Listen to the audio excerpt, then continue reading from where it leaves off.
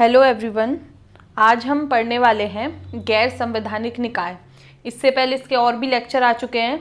तो देखिए, गैर संवैधानिक निकाय है क्या? ये वो हैं जिनका वर्णन हमारे संविधान में नहीं मिलेगा।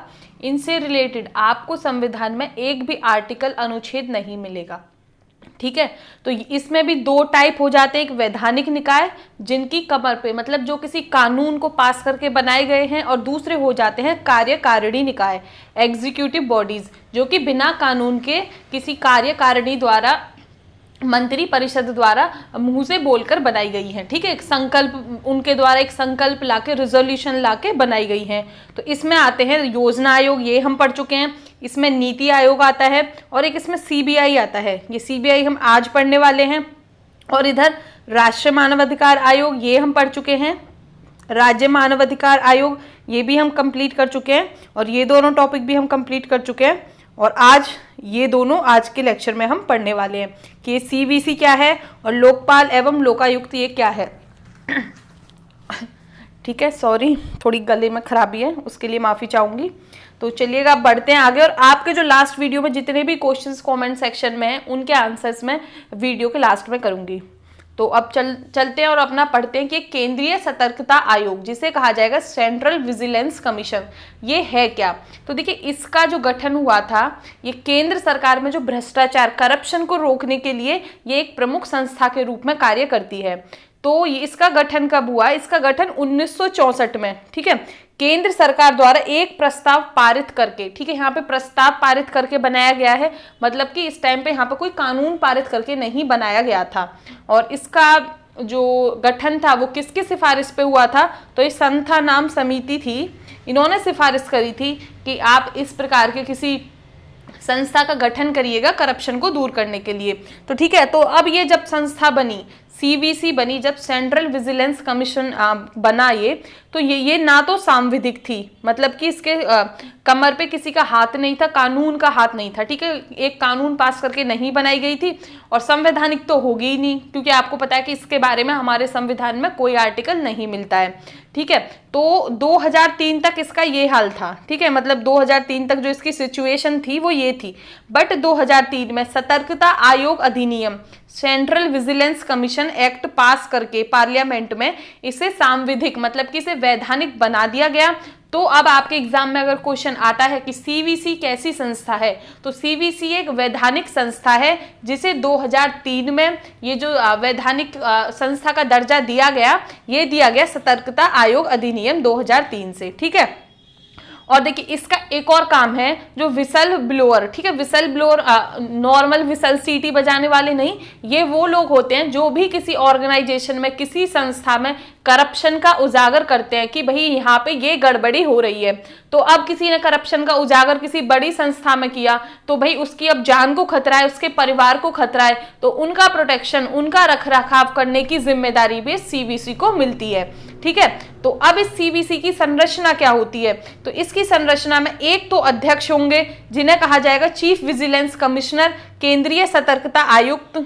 ठीक है, और दो से कम सतर्कता आयुक्त, मतलब कि दो से कम, एक भी हो सकते हैं, दो भी हो सकते हैं, वो इनकी मदद करने के लिए बाकी दूसरे सदस्य होंगे, जिन्हें कहा जाएगा सतर्कता आयुक्त। ठीक है, तो अब आपको ये समझ आ गया होगा कि ये क्या है। तो एक बार रिवाइज यहीं पे, और मेरे साथ में बोलिएगा कि सीवीसी का गठन 1964 में केंद्र सरकार ने किया। ठीक है, कब किया? बोलिएगा, 1964 में। किसकी सिफारिश पे किया? संस्थानाम समिति की सिफारिश पे। और ये जब बनी थी, ना तो ये संवैधानिक तो अभी भी नहीं है, संवैधानिक संस्था नहीं थी, ना ही ये वैधानिक संस्था थी। पर 2003 में क्या करा गया? बोलिएगा, इसे एक कानून पास करके और इसे वैधानिक दर्जा दे दिया गया। ठीक है, और इसकी संरचना में एक अध्यक्ष होते हैं, जो कि हमारे चीफ विजिलेंस कमिश्नर होंगे, और इनके दो सदस्य होते हैं। अब ये जो सदस्य और अध्यक्ष हैं, इनकी नियुक्ति कौन करता है? तो इनकी नियुक्ति राष्ट्रपति जी करते हैं। ठीक है, उनके द्वारा एक 3 सदस्य समिति गठित करी जाती है, और उसकी सिफारिश पे इसकी नियुक्ति होती है। अब एक बार हल्का सा आइडिया ले लेते हैं कि उन 3 सदस्य समिति में कौन कौन होते हैं। तो पीएम, और जो लोकसभा में विपक्ष के नेता, और हमारे केंद्रीय गृह मंत्री। ये आपको एक हल्का सा आइडिया रखना है, ठीक है, बस इसको ज्यादा रटना नहीं है। और याद कहाँ पे करना है मैं आपको बताऊंगी। ये वाले जो हमारे सीबीआई में कौन कौन होते हैं, ये वहां पे याद करने की ज्यादा जरूरत है। और इनका कार्यकाल या तो 4 साल होगा या 65 वर्ष, ठीक है, इनका कार्यकाल या तो 4 साल या 65 वर्ष। और इसके बाद में वो केंद्र सरकार या राज्य सरकार में किसी भी पद के योग्य नहीं होते हैं, ठीक है। बहुत ही हल्का सा टॉपिक था, कुछ नहीं था, बस एक दो फैक्ट हैं इसमें जो याद रखने हैं बस आपको, कि ये कब बना और हल्का सा आइडिया कि ये इस किस प्रकार की संस्था है। और देखिए उसमें भी याद करने की कोई जरूरत नहीं है, मैंने आपको जो अभी टेबल बताई है वहां पे लिख के दिखा दिया है, ठीक है। और अब आपको क्वेश्चन आपको दिख गए होंगे कि आपको कमेंट सेक्शन में क्वेश्चंस के आंसर्स क्या देने, कि वर्तमान सेंट्रल विजिलेंस कमिश्नर कौन है। तो देखिए कुछ लोग हैं रोहित, भारती जी तो सारे में आंसर्स देती हैं, ये रोहित, एसके प्रजापति, मतलब ये 3-4 लोग ऐसे हैं, और बाकी मेरे को 1-2 का नाम याद और नहीं आ रहा है। ये मतलब जब से फर्स्ट वीडियो आई है और आज तक की लास्ट वीडियो तक में ये मोस्टली इन्होंने सारे क्वेश्चन के आंसर्स बहुत अच्छे से दिए हैं। तो अब आगे बढ़ते हैं और आगे देखते हैं। हमारा नेक्स्ट टॉपिक है CBI, central bureau of investigation. ये इंपॉर्टेंट है, इससे क्वेश्चंस आ जाए तो एग्जाम में ये मत सोचिएगा कि ये कहाँ से आ गया। एक तो करंट अफेयर में बहुत है, सुशांत सिंह राजपूत के जस्टिस की वजह से, और उससे पहले 2019 में इनके डायरेक्टरों में भी आपस में कुछ लड़ाइयाँ वगैरह कुछ झगड़े हो गए थे, तो उस वजह से भी सीबीआई डेली न्यूज़पेपर में आती थी। और वेस्ट बंगाल में भी सीबीआई का कुछ केस हुआ था, ठीक है। तो सीबीआई है न्यूज़ में, तो इसीलिए इसका एक हल्का सा आइडिया और जो इसके फैक्ट है वो अच्छे से आपको समझ के याद कर लेने हैं। तो ये बनी थी 1963 में गृह मंत्रालय के द्वारा एक संकल्प पारित करके, ठीक है, मतलब कि एक संकल्प पारित किया है, कोई कानून इसके लिए पास नहीं किया है, तो इसीलिए ये वैधानिक संस्था नहीं है, ये कार्यकारिणी निकाय है। तो देखिए एग्जाम में क्वेश्चन आपके कैसा आएगा, ये वाला क्वेश्चन तो पहले भी आ चुका है, पीसीएस वगैरह के एग्जाम में भी आ चुका है, पर क्वेश्चन अब इतना हार्ड नहीं है, इजी लेवल का है। तो यूपीएसआई या आपके और किसी एग्जाम में भी आ जाए तो ये ना सोचिएगा कि लेवल हार्ड है। क्वेश्चन आपका इस प्रकार से हो सकता है, सीबीआई किस प्रकार की संस्था है। आपके ऑप्शन होंगे वैधानिक संस्था है, इसे इस कानून के तहत बनाया गया, इसे इसके तहत बनाया गया। तो आपको सही आंसर पता है कि इसे 1963 में गृह मंत्रालय के द्वारा संकल्प पारित करके बनाया गया। और इसके बाद में तब तक तो गृह मंत्रालय में थी, फिर इसको कुछ टाइम बाद में इसे कार्मिक मंत्रालय, मिनिस्ट्री ऑफ पर्सनल को दे दिया गया। और ये कार्मिक मंत्रालय कौन है, मिनिस्ट्री ऑफ पर्सनल कौन है, ये ट्रेनिंग वगैरह कराने का या इन सब के बारे में ध्यान देने का, ठीक है, ये कार्य करते हैं। यहाँ पे आईएएस ऑफिसर वगैरह इनकी ये ट्रेनिंग कराते हैं। इसके अंदर एक डिपार्टमेंट आता है डीओपीटी, ठीक है। अभी ये देखो आप, सीबीआई कार्मिक मंत्रालय के कार्मिक एवं प्रशिक्षण विभाग, डिपार्टमेंट ऑफ पर्सनल ट्रेनिंग के प्रशासनिक नियंत्रण में कार्य करती है। ये सबसे इंपॉर्टेंट है, ठीक है। सीबीआई किसके अंदर आती है, कार्मिक मंत्रालय, डिपार्टमेंट ऑफ पर्सनल, ठीक है। यहाँ पे जो व्यक्तियों को ये डिपार्टमेंट ऑफ पर्सनल का जो ये वाला विभाग है डीओपीटी, ठीक है, यहाँ पे क्या होता है कि मिनिस्ट्री ऑफ पर्सनल के अंदर आता है डीओपीटी। यहाँ पे आईएएस आईपीएस वगैरह की जो ट्रेनिंग्स वगैरह होती है उनको देने में भी ये काम में लेते हैं, ठीक है। तो अब आपको समझ आ गया होगा। सबसे इंपॉर्टेंट अब आपको यहाँ पे रखना है 1963 में गृह मंत्रालय से बना, पर वर्तमान में सीबीआई, बोलिएगा मेरे साथ में प्लीज बोलिएगा, वर्तमान में सीबीआई डीओपीटी के अंदर है और जो कि कार्मिक मंत्रालय के अंदर आता है, ठीक है। अब यहाँ पे सीबीआई के बारे में कुछ थोड़े बहुत डेटा देख लेते हैं कि ये तो सीबीआई की जो गठन है, ठीक है, ये किसकी सिफारिश पे हुआ, संथा नाम आयोग की सिफारिश पे 1962 से 1964 के बीच में जो गठित हुआ था। और इसका काम क्या था कि भ्रष्टाचार की रोकथाम के लिए ये एक आयोग बनाया गया था। तो इसीलिए इसने सीवीसी, अभी जो हमने पढ़ा है इसी वीडियो में, सेंट्रल विजिलेंस कमीशन को बनाने की इसने सिफारिश दी थी, इसने सीबीआई को बनाने की भी सिफारिश दी थी, ठीक है। तो सीबीआई का एक आदर्श वाक्य देख लेते हैं कि जो मोटो, मतलब किसी भी ऑर्गेनाइजेशन संस्था का एक मोटो क्या होता है। तो देखिए देख लेते हैं, क्योंकि न्यूज में रहा है तो एग्जाम में आ जाए ये मोटो, तो कोई बड़ी बात नहीं है। तो उद्यम, निष्पक्षता और ईमानदारी, ठीक है, जैसे बोला जाएगा इंग्लिश में इंडस्ट्री, इम्पार्शियलिटी एंड इंटीग्रिटी, ठीक है। इस उद्यम का मतलब इंडस्ट्री है, इंडस्ट्री यहाँ पे इसका मतलब है हार्ड वर्क से, कठिन परिश्रम से। आप ऐसे भी अंदाजा लगा सकते हो कि जब कोई इंडस्ट्री लगती है, ठीक है, जब कोई उद्योग लगता है तो उसमें बहुत कठिन परिश्रम की जरूरत होती है। तो यहाँ पे इंडस्ट्री का मतलब कठिन परिश्रम से, और इम्पार्शियलिटी का मतलब है निष्पक्षता से, और इंटीग्रिटी का मतलब है यहाँ पे ईमानदारी से। अब इसके देख लेते हैं कि ये एक वैधानिक संस्था नहीं है, ये तो हमें पता चल गया, पर ये अपनी पावर लेती है, ठीक है, ये इंपॉर्टेंट है, ये अपनी पावर लेती है दिल्ली विशेष पुलिस अधिष्ठान अधिनियम 1946 से, Delhi special police establishment act 1946, ठीक है। तो इसमें बस यही 3-4 चीजें हैं याद करने के लिए, और अगर आप ये याद कर लोगे तो सीबीआई से आपका कोई क्वेश्चन नहीं रहेगा। तो इसके डायरेक्टर, एक इसके डायरेक्टर होते हैं, ठीक है, और ये क्या होते हैं, और इनके सहयोग के लिए विशेष निदेशक हो सकते हैं या अतिरिक्त निदेशक, ठीक है ना, स्पेशल डायरेक्टर या एडिशनल डायरेक्टर इनको दे दिए जाते हैं कि आपको सहयोग की जरूरत है तो आप इनकी मदद ले सकते हैं, ठीक है। अब इस डायरेक्टर का कोई कार्यकाल होता है कि कितने समय तक रह सकते हैं, तो देखिए सीवीसी एक्ट अभी जो हमने बिल्कुल पढ़ा है उसके तहत ये कहा गया कि इसका जो 2 वर्षों की कम से कम जो सीबीआई का डायरेक्टर है उसका कार्यकाल होना चाहिए, ठीक है। ये किसने कहा है, ये सीबीसी एक्ट ने कहा है। और सीबीसी एक्ट क्यों यहाँ पे कहेगा, क्योंकि सीबीसी एक्ट भी भ्रष्टाचार के लिए है, और ये जो हमारी सीबीआई है जो केंद्र के कोई मामले हो गए भ्रष्टाचार के मामले या इनको और कोई मैटर इन्वेस्टिगेशन के लिए दिया, वहां पे सीबीआई हमारा काम करती है, जिसे कहा जाएगा सीबीआई एंटी करप्शन ब्यूरो है, मतलब कि जो करप्शन जो अपराध है उसके खिलाफ कार्य करने का काम करती है, ठीक है। तो देखिए अब ये वाला जो Delhi special police establishment act है, इसमें भी इस कानून को इस वाले कानून में लोकायुक्त और लोकपाल एक्ट 2013 में जो आया है, इसके बारे में भी हम इसी वीडियो में भी पढ़ने वाले हैं। तो इससे इसमें कुछ बदलाव किए गए। जो ये डायरेक्टर है ना, अभी आपने यहाँ पे ये निदेशक देखे हैं, ये जो हैं, ठीक है, इनको चुना जाएगा 3 सदस्यीय समिति के द्वारा। उसमें क्या होंगे, एक तो होंगे हमारे पीएम, और विपक्ष के नेता होंगे हमारे लोकसभा के, ठीक है, और चीफ जस्टिस ऑफ इंडिया होंगे, अगर वो नहीं है तो वो अपनी जगह पे सुप्रीम कोर्ट के न्यायाधीश, मतलब इंग्लिश में कहा जाएगा जज ऑफ सुप्रीम कोर्ट, उनको भी भेज सकते हैं कि आप मतलब मेरी जगह पे आप जा सकते हो, ठीक है। तो इस प्रकार से आपको 3 ये याद रखने की आपको यहाँ पे जरूरत है, ये इंपॉर्टेंट हो जाते हैं, तो कृपया करके इसको आप याद रखिएगा, ठीक है, कि डायरेक्टर कैसे नियुक्त होते हैं, 3 सदस्य समिति द्वारा होते हैं। और ये किस वजह से, लोकपाल और लोकायुक्त एक्ट है जो 2013, इसकी वजह से आई। अभी आपको ये पता चल जाएगा कि लोकपाल और लोकायुक्त एक्ट क्या है। और देखिए ये भी एक करप्शन से ही रिलेटेड है, तो इसीलिए इसने भी सीबीआई में बदलाव करने की कोशिश करी। तो सीबीसी, सीबीआई और लोकपाल और लोकायुक्त ये सारे करप्शन से रिलेटेड है, इसीलिए हम इन सबको आज एक वीडियो में पढ़ रहे हैं। और देखिए इसमें फिर एक 2014 में भी संशोधन हुआ, ठीक है। ये संशोधन किस लिए हुआ कि जब लोकसभा के विपक्ष में, ठीक है, क्योंकि 2014 में लोकसभा के विपक्ष में कोई नेता नहीं आया था, तो वहां पे लोकसभा में जो सबसे बड़ी विपक्षी पार्टी होगी, ठीक है, उसका नेता ये यहाँ पे सदस्य समिति का सदस्य होगा, ये वाला, ठीक है। तो 2014 में हमने ये इसमें परिवर्तन कर दिया, क्योंकि भाई 2014 से हमारे यहाँ पे कोई विपक्ष का नेता नहीं है, ठीक है। और विपक्ष के नेता, लोकसभा में विपक्ष के नेता बनने की कंडीशन मैं आपको बहुत बार बता चुकी हूँ, ठीक है। अब आपको कमेंट सेक्शन में बताना कि कितने % सीट चाहिए होती है विपक्ष के नेता बनने के लिए, और इस टाइम पे कांग्रेस के पास में कितनी सीट्स हैं और उन्हें कितनी सीट की जरूरत है कि हमारे यहाँ पे वो विपक्ष का नेता बन जाए, ठीक है। तो मैं आपको बता देती हूँ, कुछ 2 या 3 सीट्स उनकी कम बैठती हैं, पर आपको कमेंट सेक्शन में ये बताना है। अब हम देख लेते हैं कि ये सीबीआई की जो एकेडमी है वो कहाँ पे है, वो गाजियाबाद में है।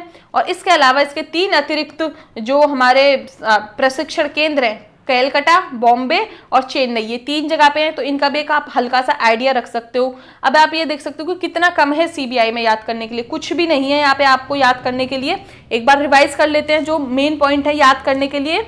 1963 में बनी, गृह मंत्रालय के एक संकल्प के द्वारा, और कार्मिक मंत्रालय के कार्मिक एवं प्रशिक्षण विभाग के अंदर ये आती है, ठीक है। और ये कई संस्थानाम आयोग की सिफारिश पे ये बनी है, ठीक है, जो कि भ्रष्टाचार पर रोकथाम के लिए था। और ये अपनी पावर, सीबीआई अपनी पावर कहाँ से लेती है, तो Delhi special police establishment act 1946 से ये अपनी पावर लेती है, ठीक है। और इसमें डायरेक्टर होता है, और इनके सहयोग के लिए स्पेशल डायरेक्टर या एडिशनल डायरेक्टर भी नियुक्त किए जा सकते हैं। तो आपको आ गया होगा समझ। और जिनको प्लीज थोड़ी सी भी स्पीड तेज लग रही है तो वो बाद में अपलोड होने के बाद में चैनल पे वीडियो आप 0.75 की स्पीड में देख सकते हैं। हाँ, बोलने की स्पीड थोड़ी मेरी तेज हो जाती है, बट समझाने की स्पीड आपको बिल्कुल तेज नहीं होगी। मतलब कि जो चीज समझानी है वो मैं समझाऊंगी, कोई चीज छोड़ के आगे भागूंगी नहीं। तो अब देखते हैं लोकपाल और लोकायुक्त। अभी हमने सीबीआई निपटाया है, अब लोकपाल और लोकायुक्त देख लेते हैं। तो देखिए इस लोकपाल और लोकायुक्त को समझने से पहले हम ये आया कैसे, ठीक है, भारत में ये चीज आई कैसे, तो हम उसी पे बढ़ेंगे। पहले हम विश्व से देखते हैं कि ये हमारे जो विश्व है, जो दुनिया है, वहां पे सबसे पहले ये क्या है। तो देखिए इसकी जगह पे ओम्बड्समैन शब्द का प्रयोग होता है विदेशों में, दुनिया में। तो ओम्बड्समैन जो शब्द है एक स्वीडिश शब्द है ओम्बुड, ठीक है।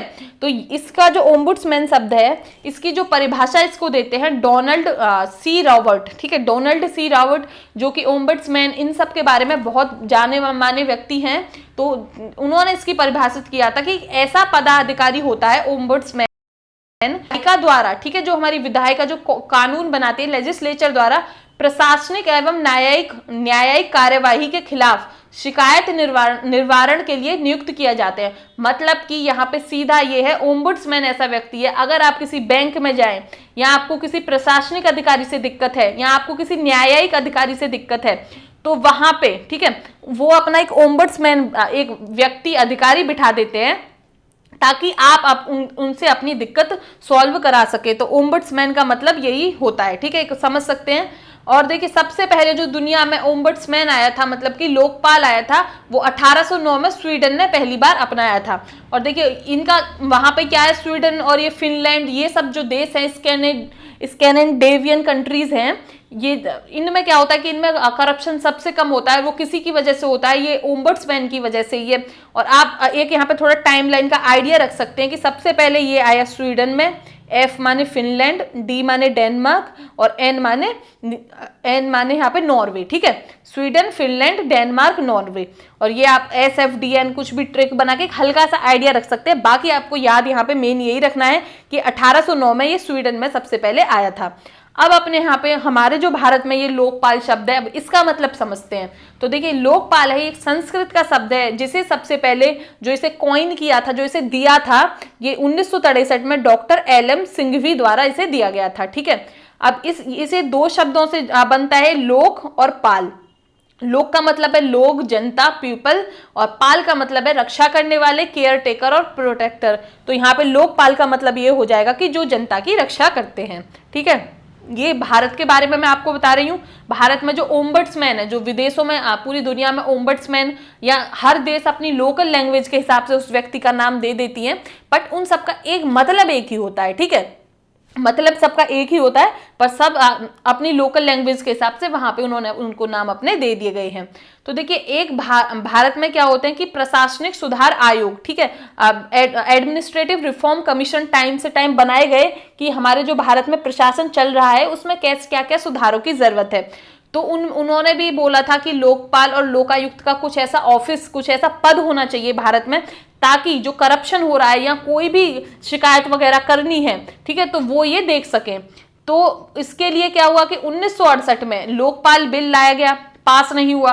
कई प्रयास करे गए, बहुत बार फेल हुआ, कभी लोकसभा ने पास नहीं किया, कभी राज्यसभा ने पास नहीं किया, क्योंकि सब डरते हैं पास करने से, इसमें लोगों पे सिकंजा कस जाएगा। अधिकारी हैं, ठीक है, जो केंद्र के अधिकारी हैं और प्राइम मिनिस्टर वगैरह भी इसके अंदर आते हैं, वो हम अभी पढ़ेंगे। तो सब डरते हैं कि उनके ऊपर कोई बैठे ना, कोई उनको क्या बोलते हैं, उनको कोई कंट्रोल करने वाला ना हो, ताकि वो अपना जो भी उन्हें करना है आराम से करते रहें।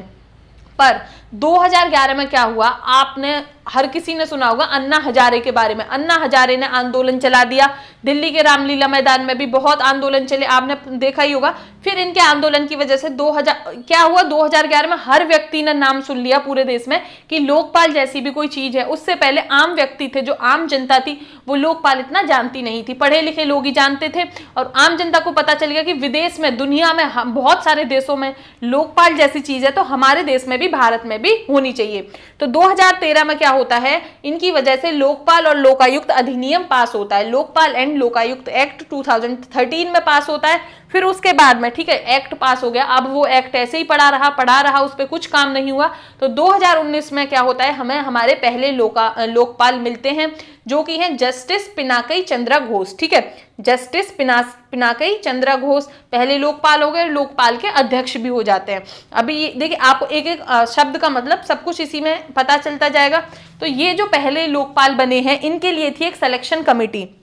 सिलेक्शन कमेटी का मतलब है कि इनको जो सर्च, जिसे बोला जाएगा लोकपाल सर्च सिलेक्शन कमेटी, मतलब कि इन अध्यक्ष को बनाने के लिए कैसे कैसे किन व्यक्तियों ने इनको चुना। तो देखिए इसमें 5 व्यक्ति होते हैं, एक हमारे पीएम, ये जब लोकपाल युक्त एक्ट आया था 2013 में, ये 2013 में ये डिसाइड कर दिया गया था कि इसमें ऐसे ऐसे होंगे, लोकसभा के अध्यक्ष होंगे, chief justice of India Bharat के मुख्य न्यायाधीश, विपक्ष के नेता, लोकसभा में जो विपक्ष के नेता हैं इसमें वो होंगे, और एक प्रख्यात न्यायविद, मतलब कि जिनको न्याय की बहुत अच्छी जानकारी है, और ये राष्ट्रपति नियुक्त करेंगे। ठीक है, तो ये 5 व्यक्ति होंगे। तो अब हम इनके नाम देख लेते हैं जिन्होंने पहले हमारे जो लोकपाल है, जस्टिस पिनाकी चंद्र घोष, इंपॉर्टेंट है, प्लीज प्लीज इंपॉर्टेंट है, एग्जाम में आ सकता है। और इनकी ये जो सिलेक्शन कमेटी है, इनमें इन 5 व्यक्तियों के नाम देख लेते हैं जिन्होंने हमें पहले भारत का पहला लोकपाल दिया है। जबकि देखिए 1947 में हमारा भारत देश आजाद हो चुका है, ये 2019 में हमको मिले हैं, पर कोई नहीं, देर आए दुरुस्त आए, मिल गए। अब आप आने वाले टाइम में देखोगे कि अगर ये अच्छे से काम करेंगे तो आने वाले 5-7 साल में भारत की जो इमेज है करप्शन के मामले में, वो बहुत अच्छी इंप्रूव हो सकती है। तो हमारे पीएम आपको पता ही है कौन है उस टाइम पे, नरेंद्र मोदी जी। लोकसभा के अध्यक्ष थी उस टाइम पे सुमित्रा महाजन जी। ठीक है, जब उन्होंने इनको बनाया था जस्टिस पिनाकी चंद्र घोष को। ठीक है, और चीफ जस्टिस ऑफ इंडिया उस टाइम पे थे रंजन गोगोई। ठीक है, कौन थे? रंजन गोगोई। और विपक्ष के नेता उस टाइम पे कोई हमारे विपक्ष के नेता नहीं थे, तो इनको विपक्ष के नेता के बिना ही हमारे जो जस्टिस पिनाकी चंद्र घोष हैं इनको चुन लिया गया था।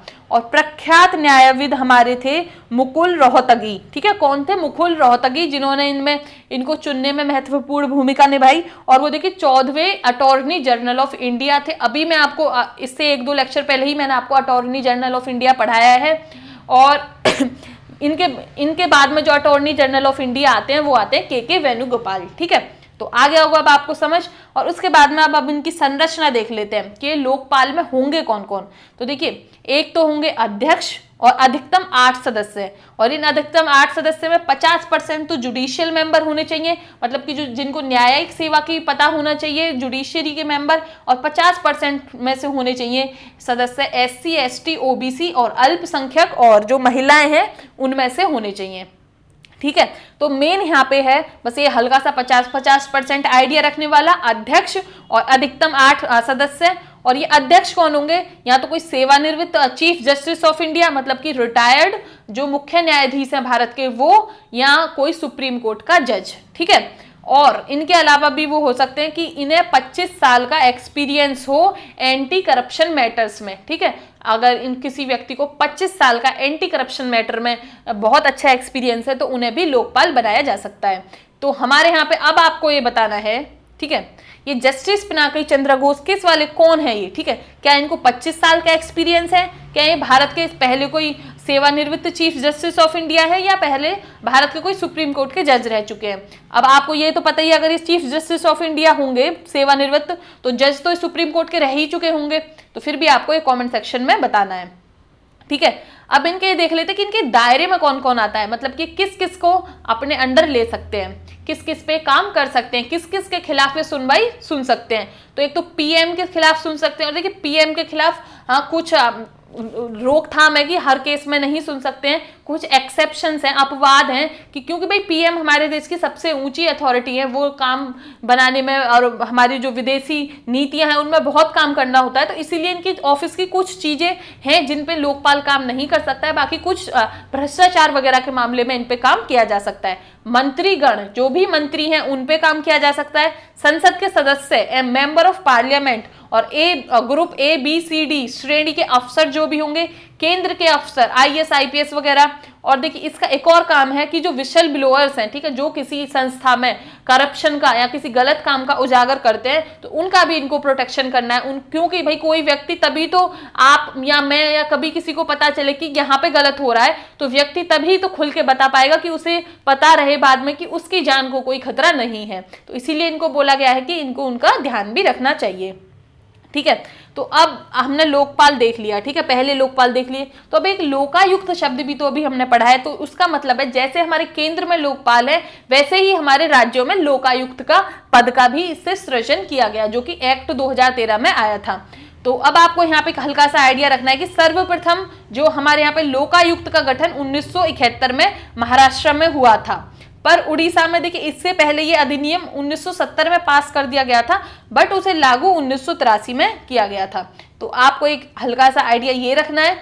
और इसके बाद में अब आपके मैं जो कमेंट सेक्शन में क्वेश्चंस हैं वो लेती हूँ यहाँ पे। तो देखिए एक कमेंट सेक्शन में क्वेश्चन था कि जो भारत के पहले आईसीएस हैं वो मैंने बताए हैं सत्येंद्र नाथ टैगोर, और उन्होंने गूगल सर्च किया तो उनको वो पाए सुभाष चंद्र बोस। ठीक है, तो ये एक नहीं दूसरे एक व्यक्ति ने और बोला उनमें कमेंट में कि हाँ उन्हें भी सुभाष चंद्र बोस पाए हैं। तो देखिए मैं आपको बताऊं, पहले तो देखिए गूगल, ठीक है, गूगल पे आपने सर्च कर लिया, गूगल है एक सर्च इंजन, ठीक है, उसका काम है आपको आपके सामने रिजल्ट ला के रख देना।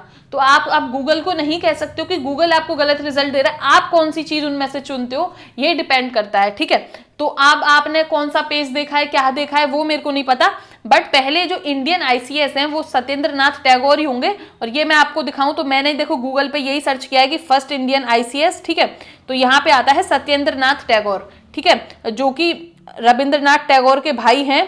ठीक है, तो इन्होंने 1863 में एग्जाम दिया। और देखिए ये है टाइम्स ऑफ इंडिया का पेज। ठीक है, फिर भी आपको भरोसा नहीं है तो इसके बाद में मैं तो सीधा गवर्नमेंट की साइट पे देखूंगी। तो मैंने ये गवर्नमेंट की साइट पे देखिए historical perspectives of civil servants in of for East India Company, मतलब कि इसमें आपको मिलेगा कि ईस्ट इंडिया कंपनी में जो सिविल सर्वेंट रहे हैं उनके बारे में। ठीक है, तो इसमें जो फिर इसके अंदर जो मैंने लिंक ओपन किया तो आपका जो क्वेश्चन था देखिए रहा, in 1864 the first Indian Shri Satyendra Nath Tagore became the brother, जो कि भाई थे रविंद्रनाथ टैगोर के, वो बनते हैं पहले इंडियन जो आईसीएस बनते हैं। ठीक है, और वो बोल रहे थे कि वो क्या बोलते हैं सुभाष चंद्र बोस जी थे। तो देखिए सुभाष चंद्र बोस जी का तो इस टाइम पे जन्म भी नहीं हुआ था, उनका जन्म तो शायद से 1897 के करीब हुआ था।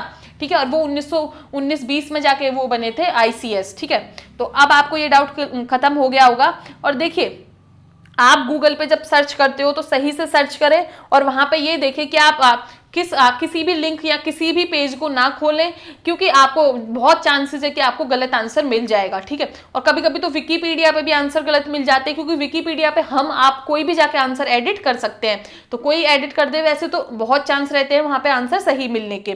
तो अगर आप जैसे आपने किसी टीचर को भरोसा कर लिया है, ठीक है, अब आप तो ऐसे बार बार गवर्नमेंट की साइट पे जाके खोल के नहीं देखोगे इतना डिटेल में, और नहीं सबको पता रहता है कि कहाँ से कहाँ सर्च करना है। फिर भी अब मैं कर सकती हूँ तो आप भी कर सकते हो। अगर फिर भी नहीं हो पा रहा है तो आपके टीचर जो आपको पढ़ा रहे हैं, ठीक है, जिन पे आपने भरोसा कर लिया, तो आप कोशिश करिएगा कि आप उनके या किसी बुक से जिस पे आप भरोसा करते हो उससे ही आप अपना जो सोर्स है वो आप उसको बनाएं, और एक ट्रस्टेड सोर्स आपका होना चाहिए।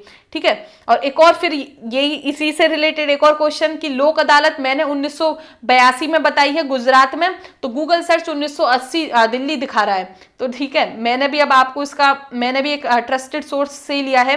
तो देखिए ये रहा लोक अदालत है, जो कि पहली लोक अदालत बनी थी ऊना सिटी में, जूनागढ़ डिस्ट्रिक्ट में 1982 में गुजरात में। ठीक है, और मेरा सोर्स था जो मैंने आपको यहाँ पे 1982 बताया था, ये लक्ष्मीकांत बुक से बताया था।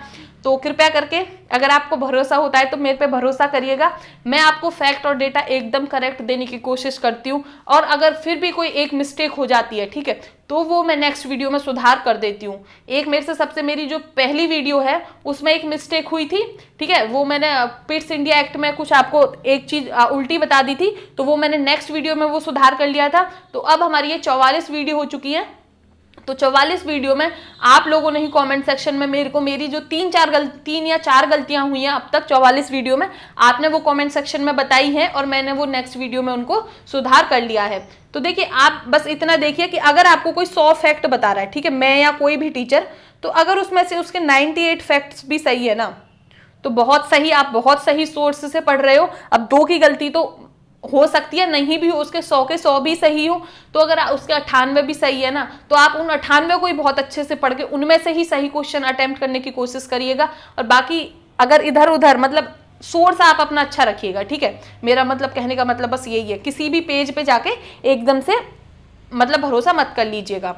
अब एक और क्वेश्चन था, ये बहुत अच्छा क्वेश्चन है, जो यूटी है, जो यूनियन टेरिटरी है, उनमें मानव अधिकार आयोग कौन होगा। ठीक है, अभी हमने कल जो वीडियो में पढ़ा था कि नेशनल ह्यूमन राइट कमीशन और स्टेट ह्यूमन राइट कमीशन के बारे में हमने पढ़ा था, राष्ट्रीय और राज्य के मानव अधिकार के बारे में। तो अब मैं आपको यहाँ पे बताऊं, जो यूनियन टेरिटरी है उनमें जो मानव अधिकार आयोग है उनको पावर दे दी जाती है, जो स्टेट के होते हैं, राज्य के मानव अधिकार आयोग होते हैं, कि आप इस यूनियन टेरिटरी में जाके देखिएगा कि मानव अधिकार आयोग का उल्लंघन हो रहा है या नहीं।